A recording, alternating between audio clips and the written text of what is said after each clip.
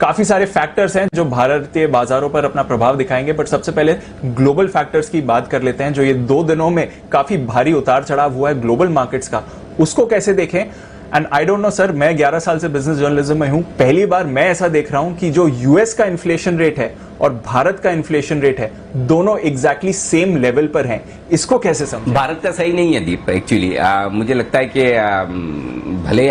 महीने दर महीने अपने आंकड़े थोड़े कम होते हुए दिख रहे हैं, लेकिन एक्चुअल इन्फ्लेशन और प्रोबेबली अगले 1-2 महीनों में आपको बहुत तेजी से बढ़ता हुआ दिखेगा इन्फ्लेशन के नंबर्स भी, क्योंकि जिस तरह से खाने पीने की चीजों की महंगाई बढ़ी है, वो आसमान पर नहीं पहुंची है, 7वें आसमान पर पहुंच चुके, तो वो आंकड़े आपको धीरे धीरे आते हुए नजर आएंगे। और साथ ही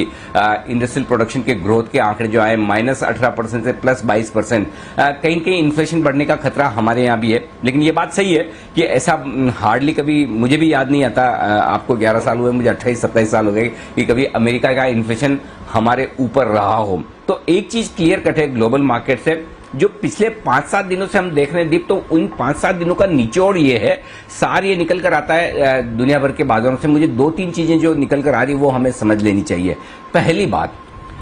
ग्लोबल मार्केट्स में, अमेरिका के बाजारों में एक तरफा तेजी से अब हम उतार चढ़ाव भरे बाजारों की तरफ बढ़ चुके हैं और बढ़ेंगे। उसकी वजह यह है कि अब वहां पर 2 सेक्शन है, एक जिन्हें तेजी करनी है और इस उम्मीद में और तेजी करनी है कि देखिए, पहली चीज तो है कि पैसा सिर्फ इक्विटी में बनेगा और कहीं बनने की संभावना है नहीं, और स्पेशली जब इंटरेस्ट रेट बढ़ने की आशंका हो तो अगर आप निचले स्तरों पर डेट में इन्वेस्ट क्यों करना चाहेंगे? जब ब्याज दरें बढ़ जाएंगी तब आप फिक्स इनकम में पैसा लगाएंगे, तो फिक्स इनकम में पैसा लगाना आपके लिए फायदेमंद है नहीं। और ऊपर से ग्लोबल रिकवरी के आसार है, अमेरिका में इकोनॉमिक रिकवरी के आसार है, कंपनियां दमदार कमाएगी, तो फिर क्यों ना चांस इक्विटी में ही लिया जाए। ठीक है, अगर आपकी एंट्री गलत हो भी गई और आप 2-3 साल होल्ड करेंगे तो स्टॉक आपको पैसे बनाकर दे जाएंगे और डेट से कहीं ज्यादा होंगे। एक वो सेक्शन है, इन्वेस्टर्स का बड़ा सेक्शन है, जो अभी भी इन लेवल्स पर, लाइफ टाइम हाई पर भी लगातार पैसा अमेरिका के बाजारों में लगाने को तैयार है। उनका व्यू 1 से 2-3 साल का होगा, क्योंकि वो जानते हैं कि ब्याज दरों का जो साइकिल है वो गिरते गिरते बॉटम होता है, बॉटम पर वक्त बिताता है और उसके बाद बढ़ना शुरू करता है। लेकिन जैसे बढ़ना शुरू करता है वहीं इक्विटी मार्केट टॉप नहीं कर देते हैं, इक्विटी मार्केट को टॉप करने के लिए थोड़ा वक्त लगता है। तो अभी भी इसका मतलब यह है कि थोड़ा और वक्त है, थोड़ी और जगह है इक्विटी मार्केट में पैसा बनाने की। ये एक बड़ा सेक्शन है फंड मैनेजर्स का जो अमेरिका में ऐसा सोचता है। दूसरी तरफ कुछ अमेरिका में फंड मैनेजर्स ऐसे भी हैं जो ये सोचने लगे कि जो बेस्ट पीरियड था बाजारों के लिए वो चला गया। बाजारों का रिएक्शन वक्त से पहले आता है और अब इकोनॉमी में जो ओवर हीटिंग हो रही है, इन्फ्लेशन जो जरूरत से ज्यादा बढ़ रहा है और इसके बाद जो लिक्विडिटी वापस फेड खींचना शुरू करेगा, ब्याज दरें बढ़ाना शुरू करेगा, जैसा कि जेनेट येलन ने संकेत दिया है, उसको देखते हुए अब इक्विटी में रिस्क है। तो इक्विटी में रिस्क है तो डेट में भी रिस्क है, क्योंकि डेट में भी आप पैसा अगर अभी पार करेंगे और ब्याज दरें बढ़ेंगी तो आपके रिटर्न उतने अच्छे होंगे नहीं। तो ऐसे में वो फंड मैनेजर्स ऐसे हैं जो इक्विटी से निकलकर थोड़ा कैश में आना चाहते हैं कि थोड़ा पैसा हाथ में रखेंगे, तब मौका मिलने पर इसे लगाया जाएगा। कमोडिटीज में ओवर हीटिंग होती दिख रही, तो बेसिकली ये दूसरा सेक्शन ऐसा है जो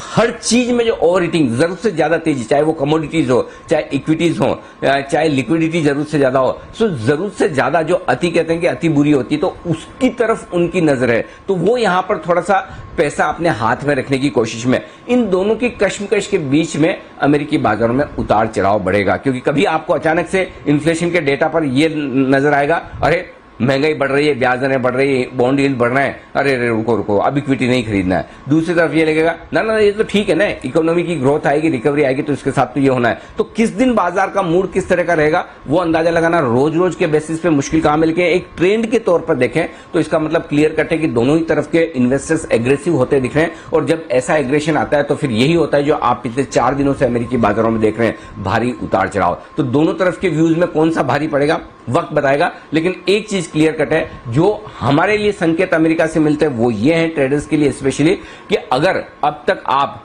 हर रोज आंख बंद करके आराम से अपनी तेजी की पोजीशन ओवरनाइट लेकर जाते थे कि डाउ फ्यूचर्स क्या 25-50 पॉइंट ऊपर नीचे है, 150 पॉइंट ऊपर नीचे बंद भी हो जाता तो हमारे मार्केट को फर्क नहीं पड़ता। तो ये जो पिछले 2 हफ्तों से हमें फर्क नहीं पड़ता, वो वाली टेंडेंसी पे जो हमारे बाजार ट्रेड कर रहे थे, अब हमें बहुत फर्क पड़ता है और बहुत फर्क पड़ेगा। इस मूड में हमें आ जाना चाहिए। तो ग्लोबल मार्केट्स के संकेत अब यहां से हमारे लिए ज्यादा अहम होते हुए दिख रहे हैं, क्योंकि अमेरिका में दिन के दौरान ओपनिंग, क्लोजिंग डाउ फ्यूचर्स बहुत गैप से ट्रेड करते हुए दिख रहे हैं, वोलेटिलिटी बढ़ती हुई दिख रही है। तो अब ट्रेडर्स और इन्वेस्टर्स को उस वोलेटिलिटी के लिए इंट्राडे में भी और ओवरनाइट पोजीशन पे भी तैयार होना चाहिए। तो ये सबसे बड़ा संकेत है हमारे लिए अमेरिकी बाजारों से पिछले 4 ट्रेडिंग से। दीप, अगर आप देखेंगे तो थोड़ा बाजार कंफ्यूजन वाला है, हालांकि ट्रेंड कमजोरी की तरफ साफ है, इसमें कोई दो राय नहीं है, क्योंकि हरे निशान में जब खुले तो हम यही बात कर रहे थे कि इतना ऊपर खुलने नहीं चाहिए, फ्लैट खुलना चाहिए था, लेकिन उसके बाद से आप देखिए तो लगातार रेंज बाउंड में रहे और लाल निशान में ही ट्रेड करते दिख रहे हैं। 14,700 के पार निकलकर हम टिके नहीं। शुरुआत में जो पहले हाफ में हमने हरे निशान में तेजी देखी वो देखिए, मिड सेशन में डिप आया, उसके बाद फिर से रिकवरी की कोशिश होती दिख रही है और बैंक निफ्टी तो फिर से डे लो की तरफ बढ़ता हुआ दिखा है। क्लियर कट है ट्रेंड की, थोड़ा ग्लोबल मार्केट्स के उतार चढ़ाव को देखते हुए, एफआईज की बिकवाली के बड़े आंकड़ों को देखते हुए, कोरोना के देश भर में फैलते हुए मामले, अब आप और मैं भले थोड़ा कम चिंतित दिखें कि चलिए मुंबई में हालत कम खराब है, लेकिन मुंबई में तो फिर भी शायद संभल जाए मेडिकल सर्विसेज को देखते हुए, लेकिन बाहर देश में जो हालत खराब हो रही है कोरोना को लेकर मेडिकल सर्विसेज की, तो वो चिंता की बात तो है ही है ना। और उसके चलते हुए देश भर में आगे इकोनॉमी पर क्या असर पड़ेंगे, तो ये सारी चिंताएं हैं जो वीकेंड सेशन के पहले आपको आसानी से तेजी करने नहीं दे रही है। लेकिन ग्लोबल मार्केट से जो सपोर्ट आता दिख रहा है, अमेरिका के फ्यूचर्स 150 पॉइंट ऊपर ट्रेड कर रहे हैं, पैनिक वाली बात है नहीं, और इसीलिए आप निचले स्तर से खरीदारी भी आते हुए देखते हैं। तो स्टॉक स्पेसिफिक एक्शन ज्यादा बाजार में है और थोड़ी सावधानी भरा हुआ। मेरा ये समझना है कि क्योंकि वीकेंड सेशन है और जो माहौल है ग्लोबल मार्केट्स का उसको देखते हुए हल्के रहने में समझदारी है। ओवरनाइट पोजीशन आप जितनी कम रखेंगे उतना बेहतर है, चाहे वो तेजी की तरफ हो चाहे मंदी की तरफ, क्योंकि अगर परसों तेजी वाले बड़े खुश हो रहे थे, मंदी वाले खुश हो रहे थे कि देखिए